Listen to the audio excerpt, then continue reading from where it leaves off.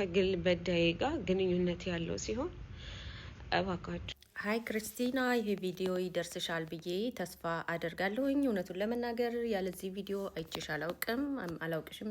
ስቲል ሶሻል ሚዲያ ላይ ክርስቲና ከኢትዮጵያ ከመጣሽ 2 ዓመት እንደሆነሽ፣ አሜሪካ ከገባሽ 2 ዓመት እንደሆነሽ እና አንድ ግለሰብ ለግድያ ሙከራ እንደሚፈልግሽ ከዛ አምልጠሽ የፖሊስ ስቴሽን ውስጥ እንደምትገኝ ነው አሁን የተናገርሽው። የፖሊስ ስቴሽኖች ደግሞ ፖሊሶቹ አንቺን ለማናገር ፈቃደኛ እንዳልሆኑ እንዲሁም ደግሞ የፖሊስ ኦፊሰሩ ከግል በዳይሽ ጋራ ግንኙነት እንዳለው ነው እያወራሽ ያለሽው። ስቴት ቀይረሻል።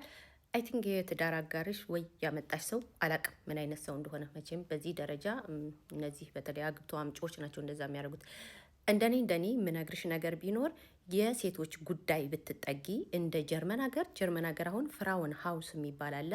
የሴቶች ጉዳይ ብትጠጊ፣ ስትጠጊያቸው ደግሞ እነሱን ማመን አለብሽ። ከግል በዳይ ጋር ግንኙነት አላቸው ምናምን ሳይሆን በጣም ካልም መሆን አለብሽ።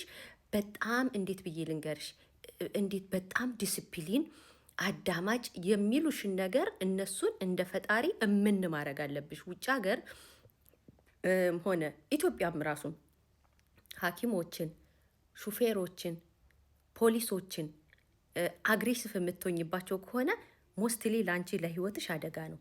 ጉዳይሽ ተሳክቶልሽ ካጠገባቸው ውልቅ እስክቲ ድረስ ያሉትን ነገር በሙሉ እያሳዘንሽ እያለሳለሽ በቃ እሺ እናንተ በጣም ስለምትረዱኝ አመሰግናለሁ፣ ከእናንተ እርዳታ አገኛለሁ እያልሽ እነሱን ብትጠጊያቸው ብዬ ነው የማስበው። ምክንያቱም እኔ ባለፈው ህይወቴ ያው እንዳንቺ የግድያ ሙከራ ምናምን እንኳን ባይሆንም አልተመቸኝም። ከኢትዮጵያ በመጣሁ በአንድ ዓመቴ ካለሁበት ቦታ መውጣት ፈልግ ነበረ።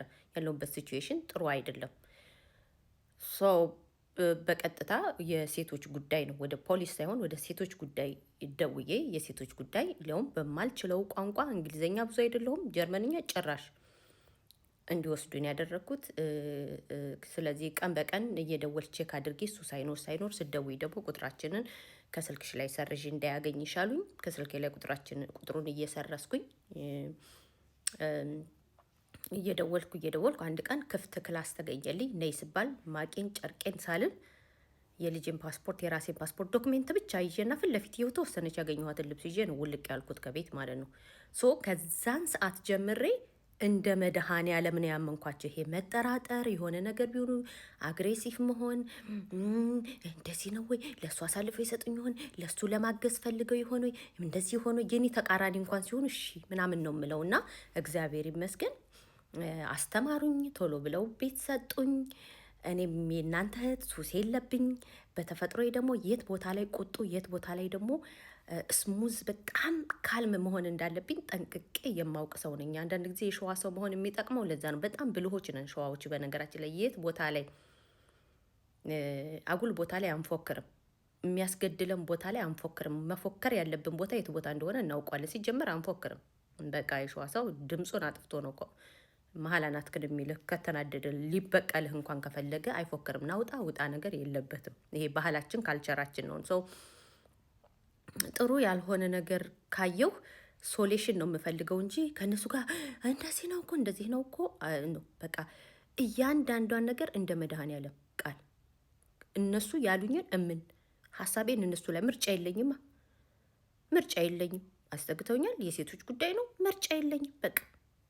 ስለዚህ እግዚአብሔር ይመስገን ምንም አይነትም ሱስ የለብኝም። በጣም ዲሲፕሊን ነኝ። የተሰጠኙን ክላሶችን በጣም አጸዳለሁ። የጋራ የምናጸዳው እንትን ይሄ ፍሎር አለ አይደለ? እንትን ምንድን ነው የሚባለው? የውጭው በረንዳ የጋራ ነው።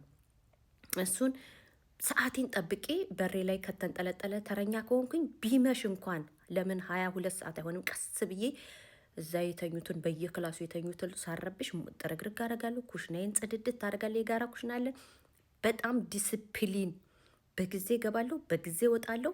እጅግ በጣም ዲስፕሊን። አንድ ሰው ጋር ተሳስቼ ሳልጣላ አግሬሲቭ ሳልሆን ቤትም በአስቸኳይ ከማንኛውም በላይ ከማንኛውም እዛ 2 ዓመት 3 ዓመት የተቀመጡ እያሉ እኔ በ6 ወሬ ነው ቤት የመጣልኝ። 3 ወር ያ ቤት እስኪለቀቅ ምን እስኪል በ9 ወሬ ወጣሁኝ ማለት ነው። ቤት አግኝቼ ትምህርቴንም ተማርኩኝ። ቤቴን ራሴን መክፈል ጀመርኩኝ፣ ራሴን ቻልኩኝ። ከዛ በኋላ ይሄው እስካሁን ድረስ ከነ መፈጠሬ ከ2015 እስከ አሁኗ ሰዓት ድረስ ከ2025 የት ቦታ እንዳለው የት ልሆን ወዴት ልግባ አያውቁም። ምክንያቱም ኦልሞስት በቃ ራሴን ችያለሁ። ከዛ በኋላ እኔ ህይወት አስቀጠልኩ፣ ትዳርም እንትን አልኩኝ ማለት ነው።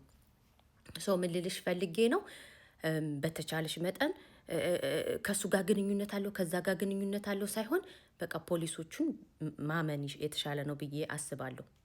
ብታምናቸው ካልሆነ ያሳብዱሻል።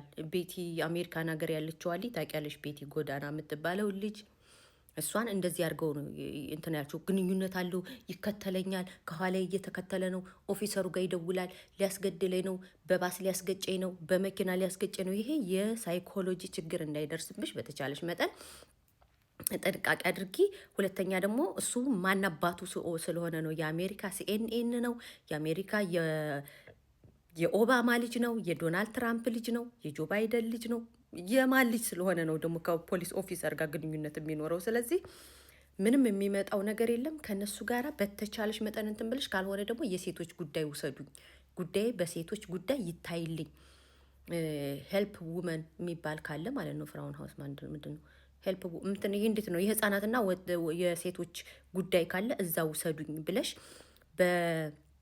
ሴቶችና በህፃናት መጠለያ ስር ብትሆኚ ከዛን ያቺ ቦታ ላይ በዲስፕሊን በቃ እንዴት ነው ክፉ ቀንና ቁዝምዝም ጎንበስ ካሉ ያልፋል ይላልና ይቺ ቀን እስክታልፍ ድረስ ሁሉም ነገር ይቅርብ የሚለሽ ከምንም ነገር ገለልተኛ ሆነሽ ጎንበስ ብለሽ የራስሽን ስራ የራስሽን አንድ ክፍል ቤት የራስሽን የሆነ ነገር እስክታገኝ ድረስ ጎንበስ ብለሽ ብታልፊው ብዬ አስባለሁ። ያው ምክርና ቦክስ ለሰጪው ቀላል ነው፣ ከጠቀመሽ ነው። ከራሴ ልምድ ብዬ ነው። ክርስቲና የኔ ቆንጆ ተረጋጊ። ሰውን እመኚ። ሰውን የማታምኒ ከሆነ ከባድ ነው።